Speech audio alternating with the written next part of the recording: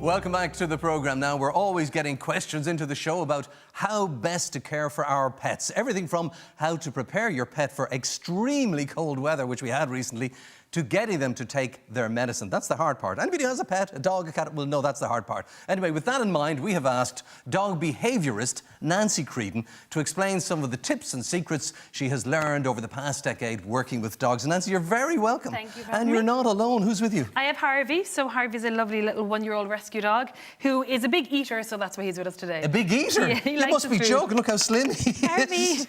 So where was he rescued from, do you know? So Harvey was rescued from up the country, but it was his mum was found pregnant with lots of little puppies, so he was born in the rescue and was adopted. So. And isn't that fantastic? He's had a happy ending. Well, beautiful. And there's such a passive dog, just waiting for us to start this item. And I suppose that's the first item we're going to start with, really, is how do you protect the dogs in weather like this? What do you do with them? So that's a big issue at the moment, because when the roads are getting gritted or the salt's down, it can damage the dog's paws. So what we want to do simply is get a bit of Vaseline or any kind of petroleum jelly. Yeah. Before you go on your walks, you want to get a little bit of it and pop it on the dog's paw. So all you're doing is down just there, Harvey. putting a coat on the dog's paw so that when he does go out, it's going to protect him that little bit.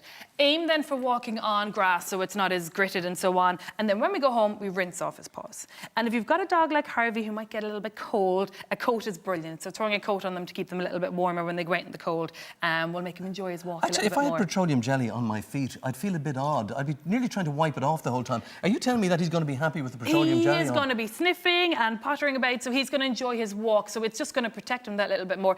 At the start, if you put it on him, he might be a little bit like distracted, but put it on him just as you're going out the door. And then he's not going to go slip sliding? No, he won't go. On the icy road? The ground is going to be hard, so he's not going to go slipping. And that's where, again, you're aiming for the grassy areas so that there's not that hard ice that they're walking on. But when you get him back home in the evening? Rinse it off then. Rinse it off then. then? Yeah, rinse it off. Keep it clean. And that way then you'll rinse off any grits or sands that might still be on his paws as well. OK, now he's eating out of your hand there quite nicely. He's a good boy. But some dogs, some pets are fussy eaters. I'm a fussy eater myself, I have to admit.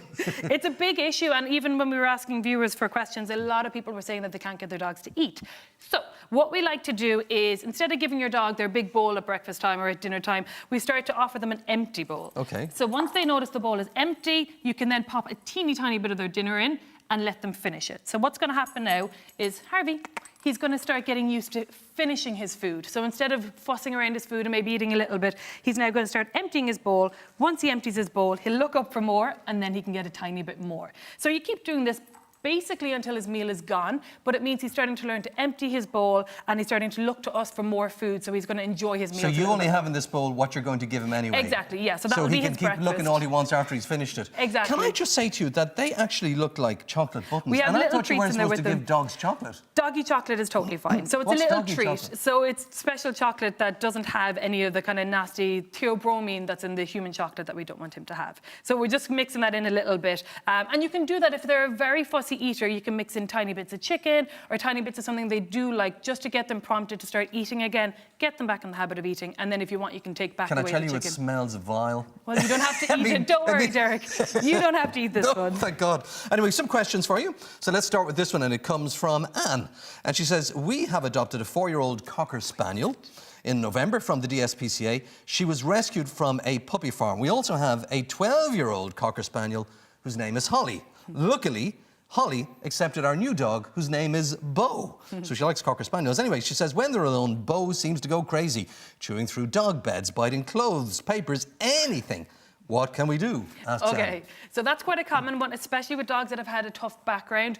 It may be a little bit more serious. It may be separation-related distress, where he's upset when the owners are gone, and this chewing releases dopamine, which calms them down. It's a calming hormone, so you will find that dogs who are stressed will chew on items. So if it is that, they may need to get help and go and see a behaviourist.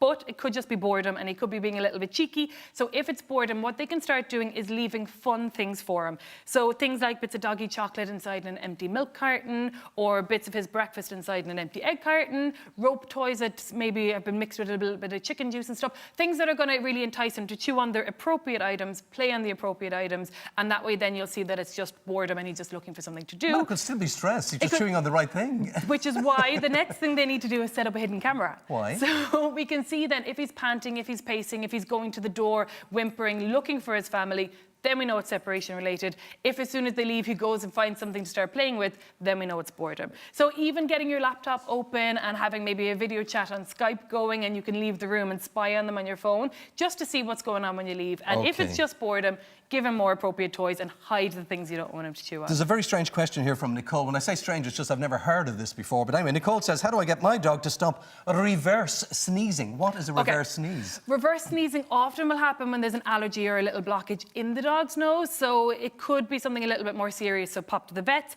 Other times it can happen behaviourally when the dog's a little bit excited. So if you find that it's when you come home and the dog is running around and starts doing it, calm the dog down, just soothe them, rub them gently. And if they settle down and stop doing it, then we know it's behaviour. If they don't, then it might be a little bit more serious, so pop to the vet. It could be an allergy or something like that. And get a video as well. It could be an allergy, it could be something that's on the floors that suddenly this triggering kind of tickles and so on. Anytime you're worried about something your dog's doing behaviourally, get a video of it so that when you get to the vets, you can show them what you're talking about. Mind you, when you think of all the smell receptors a dog has, millions and millions in its nose, it could be anything. It could be anything, and they're so sensitive. And I mean, it's a long cavity, especially a dog like this dog. So anything can trigger it, anything can set it off.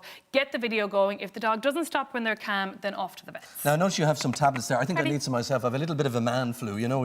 These are just doggy vitamins. They won't be much good to you. Oh, they're doggy vitamins. My God, they're huge. They're like they those are huge. horse tranquilizers. How do I get a skinny little thing like this to take a big tablet like this? This is one of the things that I love, okay? Dogs don't like taking tablets. No, Dogs they don't. generally are feeling a little bit sick when they have to take tablets. So what we do is, obviously, if it's a big tablet, you're breaking it up a little bit smaller, break it in half.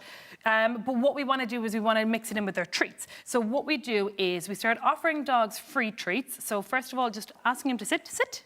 Good boy. Give him a free bit of chicken. We'll ask him to sit again. Harvey, come here. Good boy. It's a very well-behaved dog. Good boy. We'll give him another one. And then what we're going to do is this time when we ask him to sit, we're going to give him the treat with the tablet in it and follow it straight away with another bit of chicken. So Harvey, sit. Good boy. And then quickly another bit of chicken. Good boy. And he can then swallow all the tablets, down with the bits of chicken, and he won't even taste it because he's too focused on the next treat as well. You could do this for a living.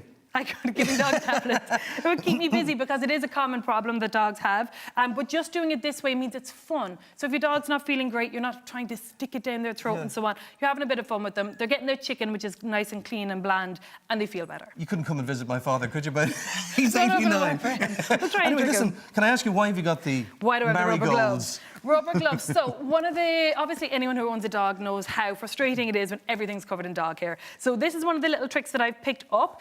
Rubber gloves are brilliant for getting the dog hair off anything, off fabrics, off carpets, off stairs, off cars, off the dog as well. So just pop it on the rubber glove. Harvey.